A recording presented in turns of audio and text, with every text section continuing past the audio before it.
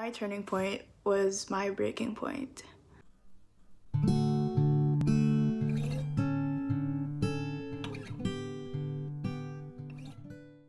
It is a mere fact that all of us suffer from our own demons, and our demons define our pride, our ego, our hatred or resentment toward others, our fears, doubts, and insecurities. I personally went through a phase where I had constant battles with my demons. Like, I went to church, but I wasn't really there. I often questioned my own faith. I didn't know what my purpose was. But then I prayed. I mean, growing up, we were taught to pray, give thanks, and all that. But at that very moment, I knew that it was a different kind of prayer. I accepted him into my heart, and I acknowledged that he's my Lord and he's my Savior. I surrendered everything to him, and I asked him, Lord, please heal me. So he did. I had no idea how powerful a prayer is until I have learned the truth that is the Catholic faith. And as I dug deeper, I found myself seeking for answers and realizing that he's the answer. Jesus is the way, the truth, and the life. Although we have to realize having our own demons doesn't make us bad people.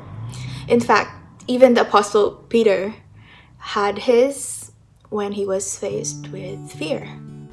He denied him 3 times, and Jesus still called him his rock, even though he knew what was going to happen.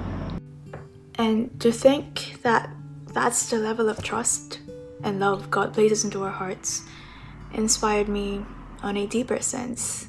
We are created in the image and likeness of God. So when we doubt ourselves, we doubt Him.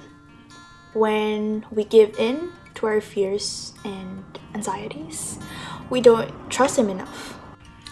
Someone told me that we must learn the faith in order to live the faith. And honestly, I'm still learning. I mean, we all are, I think, in our own different ways. So we just got home, and as you can tell, the lighting changed because it's nighttime. And okay, going back, I think that we choose to make the wrong choices in life despite of knowing the difference between right and wrong. And we must compete against that. We must learn how to carry our own cross by following His footsteps.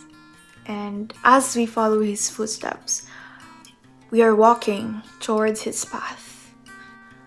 We've got to understand that His path won't be as easy as we think it would be.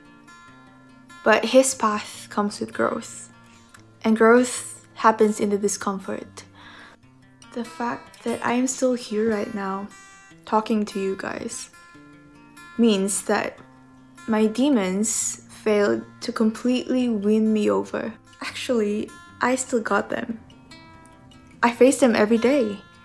But what's different now is that I don't face them alone anymore. Because I have God now. And my God, our God, is bigger than anything else. Being Christian doesn't mean that we don't commit mistakes and all that. Instead, we acknowledge the fact that we are all sinners, and yet He loves us anyway, because that's what He does. He chooses to love every single time, for He is love. We might have denied Jesus at some point in our lives, just like Peter did.